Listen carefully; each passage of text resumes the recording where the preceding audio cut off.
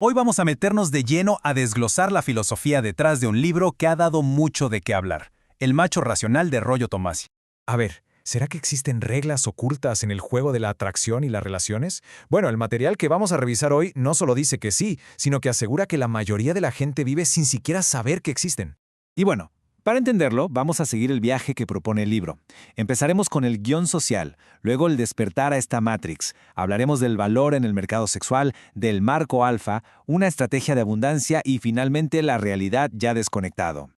Ok, pues arranquemos con el primer punto, el guión social, o como dice el subtítulo, el chico bueno que llega al último. A ver, ¿qué es esto del Average Frustrated Chump, o AFC? Pues según el autor se trata de ese hombre que ha sido, digamos, programado por la cultura popular, las películas, la religión, para creer en ideales superrománticos como la indicada. El problema, según el libro, es que esto lo lleva a poner a las mujeres en un pedestal. ¿Y qué pasa? Termina casi siempre en la friend zone. Y justo para salir de ese papel, el libro propone un despertar. De ahí nuestro segundo punto, despertar a la Matrix, el subtítulo lo dice todo, tomando la pastilla roja. Y para que nos demos una idea de lo que esto implica, el autor usa una cita muy famosa de Morfeo en The Matrix. Dice, tienes que entender que la mayoría de esta gente no está lista para ser desconectada.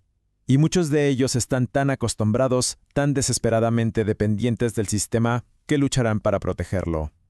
O sea, la idea es que cuestionar estas normas sociales tan arraigadas puede generar, bastante resistencia. ¿Y cuál es ese sistema del que habla? El libro lo llama el imperativo femenino. Ojo, este es un término del autor. Y lo define como esta perspectiva sociocultural donde la experiencia y las prioridades femeninas se vuelven el estándar, la norma. Y esto, según el texto, moldea las expectativas sociales para ambos géneros. Reconocer esto para el autor es el primer paso para entender de qué sistema hay que desconectarse. Ok, entonces, si uno se desconecta, ¿qué reglas nuevas encuentra? Aquí entra el tercer punto, el valor de mercado sexual.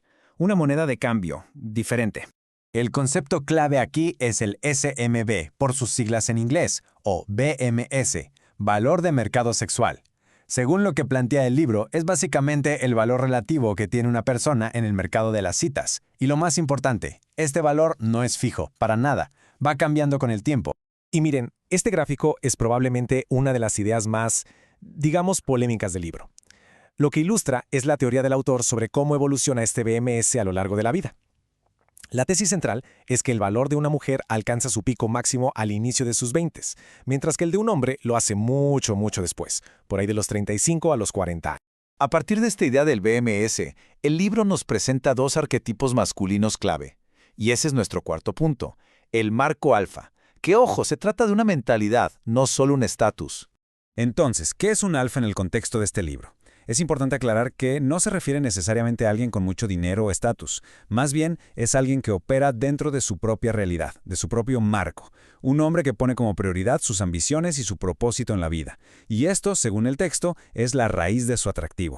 Y en esta tabla vemos el contraste clarísimo. Por un lado, los rasgos alfa, operar en su propio marco, priorizar su misión, generar deseo a través de su independencia y no tenerle miedo a la confrontación. Por otro, los beta, operar en el marco de ella, buscar constantemente aprobación, creer que la intimidad se negocia y evitar el conflicto a toda costa. La idea central del libro es que, aunque socialmente se aplauden mucho los rasgos beta, son los rasgos alfa los que, según esta teoría, de verdad generan atracción.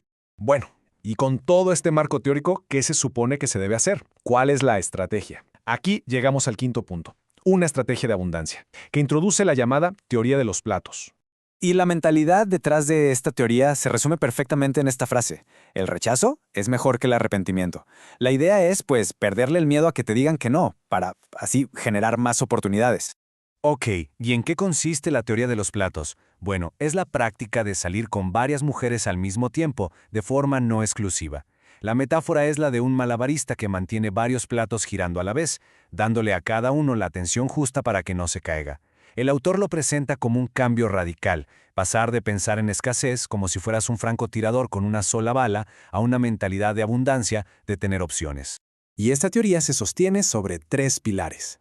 Primero, adoptar una mentalidad de abundancia, o sea, entender que hay opciones y que uno es el premio.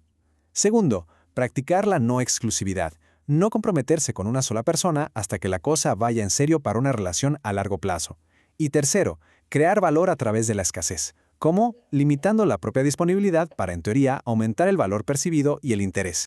Perfecto, ya casi terminamos. Vamos a la última sección para ver cómo encaja todo este rompecabezas. La realidad desconectada, o sea, una nueva forma de ver las cosas. En esencia, el libro sostiene que, al hacer propios estos principios, es posible navegar las relaciones desde una posición de conocimiento en lugar de esperanza y confusión. ¿Y cuáles son las ideas clave? Primero, que el condicionamiento social juega un papel importantísimo. Segundo, que es clave entender conceptos como el VMS y la hipergamia. Tercero, que el marco lo es todo. Cuarto, que la abundancia empieza en la cabeza antes de ser real. Y por último, que hay que poner atención a la diferencia entre lo que la gente dice y lo que realmente hace. Y para cerrar, el autor deja al lector con una idea muy potente. Solo conseguirás lo que has conseguido si sigues haciendo lo que has hecho. O sea, la conclusión es que si se quieren resultados distintos, pues se necesita un cambio de raíz en la forma de ver y de hacer las cosas. Al final lo que tenemos aquí es un sistema bastante completo y, hay que decirlo, muy controversial para entender las dinámicas entre géneros. Y nos deja con la pregunta en el aire: ¿es este un nuevo marco para entender la realidad o es más bien una nueva prisión llena de reglas?